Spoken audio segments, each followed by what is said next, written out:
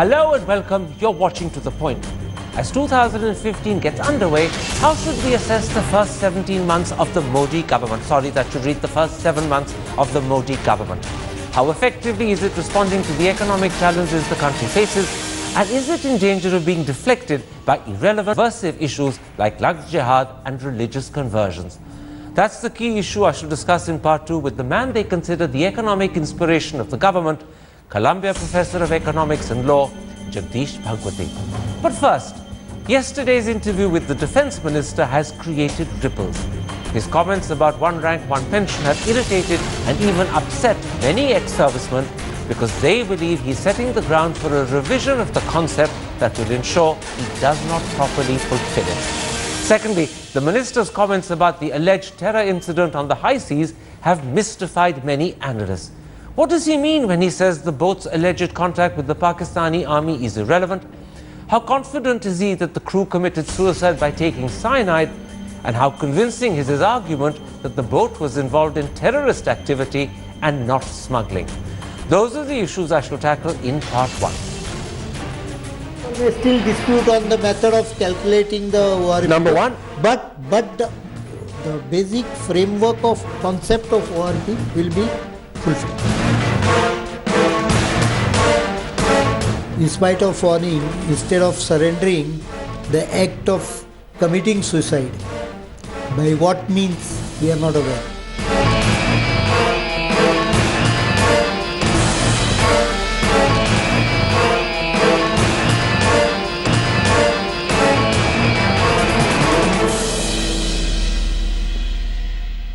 And now joining me to discuss Defence Minister Parrikar's interview is the chairman of the ex-servicemen's movement, Lieutenant General Raj Kadyan, and the strategic affairs editor of the Business Standard, Colonel Ajai Sukhla. Colonel Sukhla, let me start with you, and let me in fact start with the answers the minister gave, specifically with regard to the terror incident or the alleged terror incident. Now, the minister says he's pretty confident that the people on board that boat were in touch with the Pakistan army and the Pakistan authorities, but he's unable to provide any specific proof to substantiate that claim.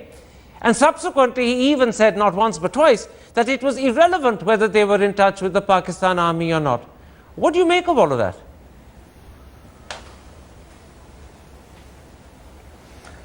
Karan, I have to say, diplomats often have to lie for their country. Sometimes defense ministers have to grit their teeth and do it too. But when they do have to come out there and justify something, even a botched operation as this apparently was, they need to prepare well. They need to make sure that this was done properly. Now, in what Mr. Parrikar told you yesterday, and I've been through it twice, there are at least 5 major lacunas that I can list out.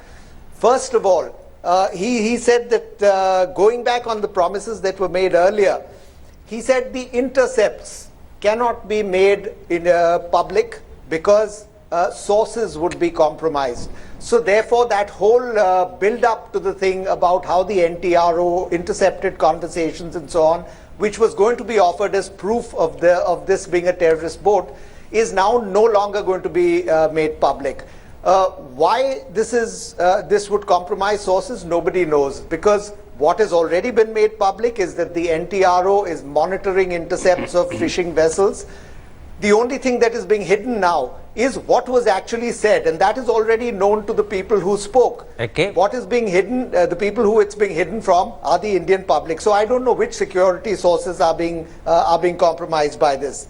Secondly, he kept saying that the fishing boat was lurking inside our territorial waters. Our territorial waters are just 12 nautical miles. This fishing boat was lurking in our exclusive economic zone, which is international waters. So you need really good reason to pull in a boat that is lurking in your international waters, even if it's in your exclusive economic zone. Thirdly, he kept saying, forget about the intercepts. The fact that the boat lurked in the same position for 12 to 14 hours is proof that it was not a routine fishing mission.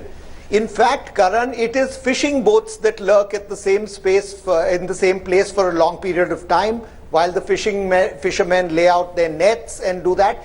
It is terrorist boats that come in quickly, scuttle in, fulfill their mission and scuttle out. Okay. So this doesn't gel either. Fourthly, he says that the Coast Guard vessel, the CGS Rajaratan, was 1 kilometer away from the fishing boat because it feared a USS Cole-style attack where it might be laden with explosives and it might come and blow up the Coast Guard vessel. If it was 1 kilometer away, how did the Coast Guard people in the middle of the night find out that these people were dressed not like normal fishermen and that they were, scuttling around, and then they went down below and set their boat on fire? And lastly, and he's come up with this cyanide theory without a shred of evidence. I mean, it's laughable. How do you know that they went and consumed cyanide? I mean, as a defense minister rationalizing an operation, you really have to be more responsible than that. In which case, let me ask you two quick follow-up questions to that very comprehensive first answer you've just given me. Are you saying to me that the reasons the minister gave for believing that this was a terrorist-connected event and not a smuggling-connected event are reasons that simply do not wash with you? Because the minister set out 5 reasons. You've been through all of them. You're saying they simply don't wash. They simply don't wash. The minister is in the unenviable position of having to justify a botched operation. Now, this happens frequently. When you have a neighbor like Pakistan where there's cross-border terrorism going on, one has to frequently operate in less than ideal conditions. And this was clearly one of those conditions. But when something goes wrong, or when we overplay our hand or something, firstly, it has to be justified more elegantly, more comprehensively, and more credibly. Okay. This was a really slipshod job by the defense minister. And finally, I think behind the scenes, one cannot just say that, okay, a Pakistani boat was knocked off, so it's perfectly fine. The Indian public won't have any problems with that. Behind the scenes, we still have to make sure that this is investigated properly, that if there were shortcomings in this operation, if it was not done in an ideal manner, there should be somebody who is taken to task for this. Now, one other thing the minister was quite emphatic about, and he said it with enormous emphasis, is that the boat was not hit by any shots fired by the Raj Ratan. Are you convinced of that? Because I remember one of the articles you had in the early days after the incident quoted a 3-star retired but unnamed Navy Admiral saying that in fact the most likely theory was that the boat actually was hit by a warning shot fired by the Raj Ratan. So are you convinced by the minister or are you not convinced?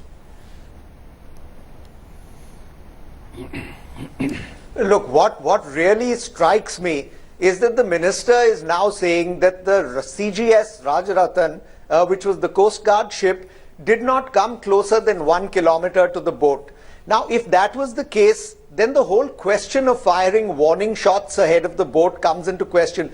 You can't fire warning shots from 1 kilometer away. You have to come in some proximity. The range of a light machine gun is 300 meters, 500 meters at the very outset with a great loss of accuracy. When you're firing at that range, you're in any case not accurate, especially when you're swaying in a boat on the sea. Okay. So I simply don't buy this argument that we're absolutely sure that the Coast Guard boat did not hit the fishing vessel. Now they're saying they're going to place video evidence before the public, and I would welcome that, and I would welcome any proof that this boat was not hit. But earlier they had said that they were going to place intercepts before the public, and now they're backsliding from that. So I'm not optimistic that you'll see any video evidence either. One quick question, Colonel Sukhla, to sum up in a sense your assessment and response to the minister. In an earlier episode of this particular program, you said to me that you believe that both the NTRO and the Coast Guard, one had misunderstood and misinterpreted the intelligence, the other had as a result overreacted, and you said the minister perhaps was now trying to do the honourable thing, cover up for the two. Do you still stand by that feeling after hearing the minister speak on this subject for 25 minutes yesterday? I'm more convinced than ever. The minister is in the unenviable position of having to cover up for a botched operation. And what I really hold against him is that he's not prepared well for doing so. His arguments don't gel. Parts of his argument contradict other parts of the argument. I think he really should have got together a more plausible story and presented it better. All right, stay with us for a moment, Karan. Sukhla, I'm going to turn now to General Kadyan, the chairman of the ex-servicemen's movement, and talk to you, General Kadyan, about the comments the minister made about one rank, one pension. The minister says that one rank, one pension will be effective from July at the latest, but he's actually personally hopeful that he can make it effective from the 31st of March. How do you first respond to that date that he set? 31st March, possibly July for certain.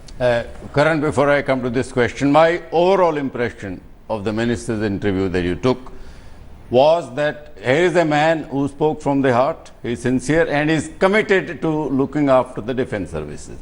Now, when you say effective date stays 1st April 2014, which he committed. It is the date of implementation. He said farthest is July, he will try to make it earlier, where we are slightly unhappy about it because we've been in a hurry.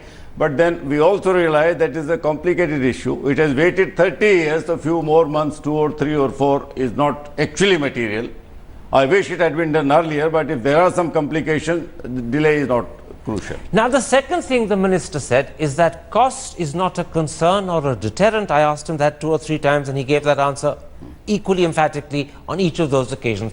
He said the best official estimate he had of cost was between 8 and 9,000 crores, but he added that there were various estimates ranging from 14,000 at one end down to just 100 or 200 crore at the other. He said he personally believed the cost would be somewhere in the region of 6,000 crore. Now, does all of that cost is not a deterrent and it's a factor that he's taken on board, does that sound reassuring to you? I find it very reassuring when the defence minister of the country says that in implementing OROP, cost is not a consideration, whether it is 8 to 9 or 9 to 10 or whatever. He made it very clear. 1 or 2 points, if I am allowed to make. First is he mentioned about the apprehension that the demand may also be raised, similar one, by the civil employees. Now, this is a typical trap which the bureaucracy always throws at the politicians and scares them that the money will really explode. Has this worried you, this particular point? No, it hasn't worried me. But the very fact that the defence minister mentions, I want to caution him that this is a normal bait that they lay, because out of all the millions of central government employees, everyone except the defence forces goes up to the 60 years of age, no matter how high he is able to rise. So what you're really saying is you're sending a message to the defence minister through this interaction that please do not pay attention to this fear that the bureaucrats are putting in your ears, that if you concede OROP to the soldiers, you'll have to concede something similar to civil servants. Don't pay attention to that fear, you're saying to him. Absolutely. If the demand was so crucial for them, they would have hesitated long ago. All right. Let me come to a specific point the minister made about OROP, and it's one that I can see from the interaction on the social media has worried many ex-servicemen. It's given ex-servicemen the feeling that the minister is trying to find a backdoor way of sliding out of full OROP, even while saying he's committed to full OROP. So let me explain that point. The minister says full OROP will be given, but then he adds there are some anomalies that he needs to find a solution to. And the anomaly in particular that worried him, and he spoke about it at some length, is that it's often the case that 2 officers of the same rank, say for example colonels, retire in the same year, having spent the same number of years in service, but one of those colonels has been a colonel for a longer period than the other one.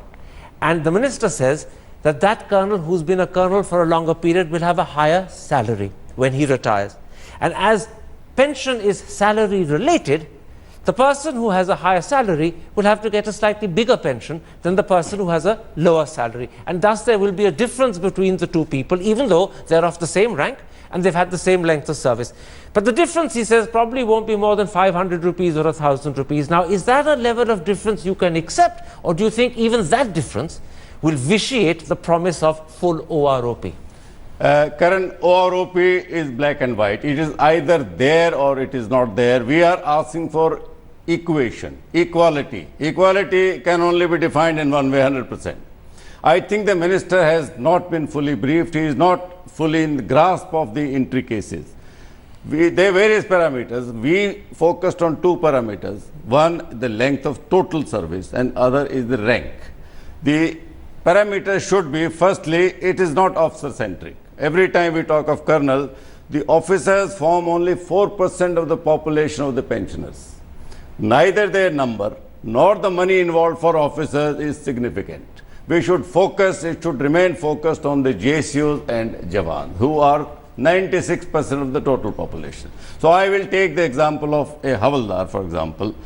There is so much of variation. You know, the army manpower structure is very complicated, very complex. Only a man in uniform actually comprehend it. We have 16 ranks from a sepoy to a general. We have different arms and services. We have different categories, different trades, different groups impacting on your pay and on your pension. Now, coming back to the length of service in the rank, in my own regiment, infantry regiment, we have 23 battalions. Each battalion has a different timeline when a man is promoted Nayak or Havaldar, not because of his efficiency, but because it is vacancy based. It is the management issue. So what you're saying what you're saying is very important, which is why I'm interrupting. You're saying if the minister is to be guided in determining OROP by the length of service in the rank, then different traditions in different battalions determined by vacancy and not by efficiency will lead to enormous complications, and it will be unfair that one man, because of a vacancy, held the rank, say, of Havaldar for 2 years more than another man who, because of a vacancy not being present, held it for 2 years less, and therefore their pensions differ. And therefore you're saying there's a very good case for equalization of pension, and everyone of the same rank and the same service, regardless of how long they held that last rank for, should get the same pension. That exactly is the essence of OROP. Have you made this representation to anyone in the ministry? Because clearly someone has, in a sense, informed the minister of these details and led him to believe that in fact you need a level of differentiation in terms of length of service in a rank. So have you made representations to the government to say, look, you're going down the wrong path?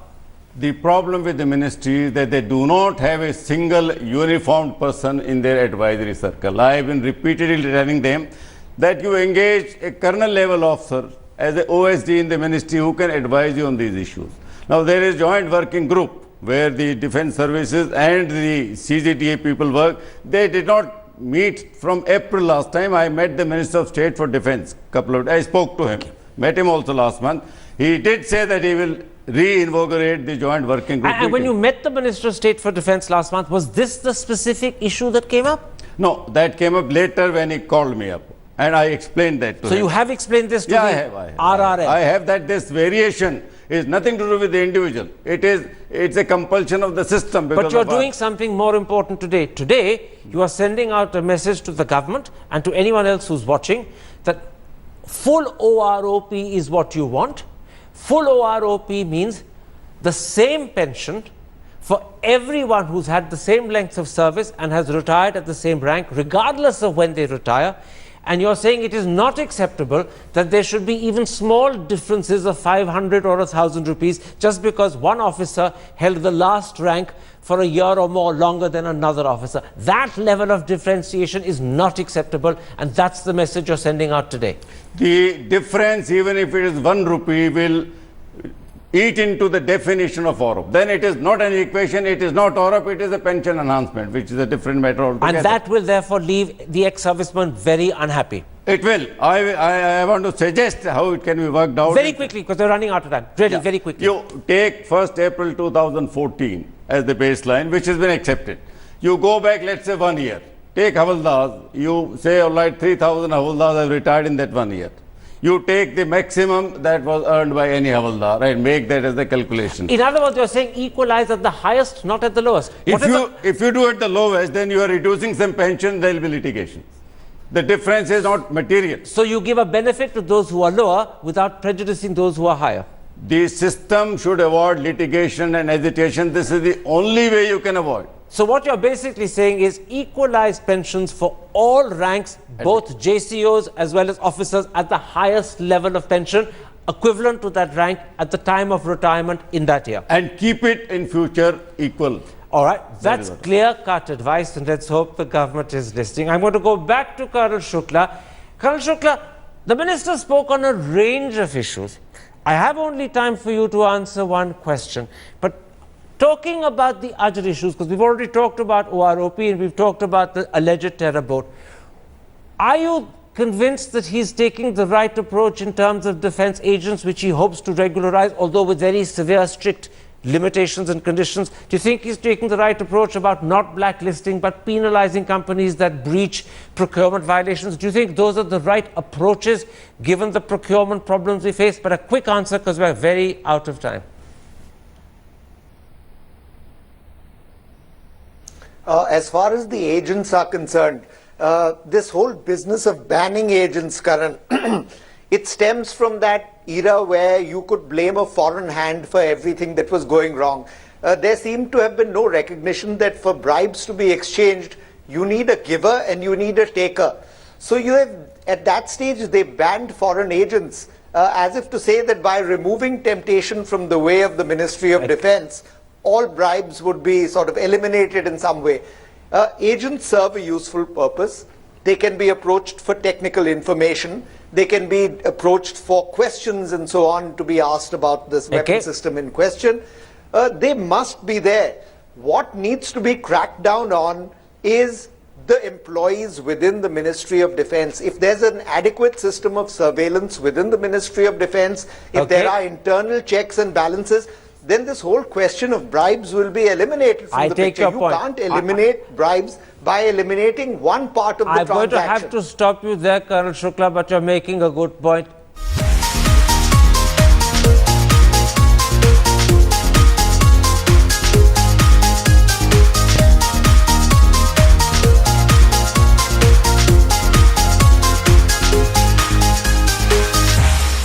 Out there and justify something, even a botched operation as this apparently was.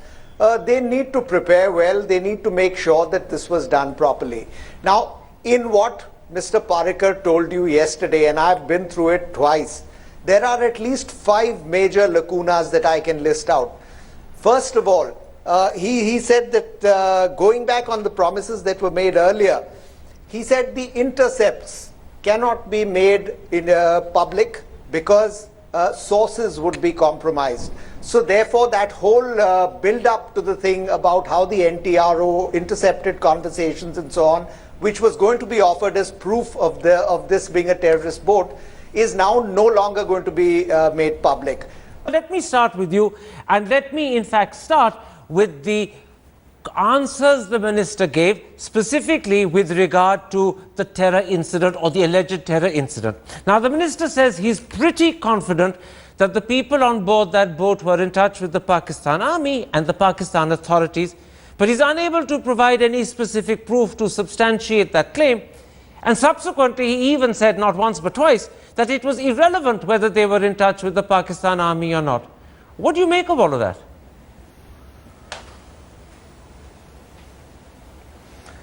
Karan, I have to say, diplomats often have to lie for their country. Sometimes defense ministers have to grit their teeth and do it too. But when they do have to come up.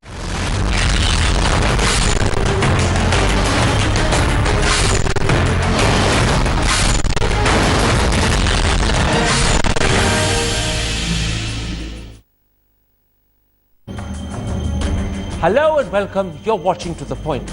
As 2015 gets underway, how should we assess the first 17 months of the Modi government? Sorry, that should read the first 7 months of the Modi government. How effectively is it responding to the economic challenges the country faces? And is it in danger of being deflected by irrelevant, subversive issues like Lagh Jihad and religious conversions? That's the key issue I shall discuss in part 2 with the man they consider the economic inspiration of the government, Columbia Professor of Economics and Law, Jagdish Bhagwati. Number one. But the basic framework of concept of ORP will be fulfilled. In spite of warning, instead of surrendering, the act of committing suicide, by what means we are not aware.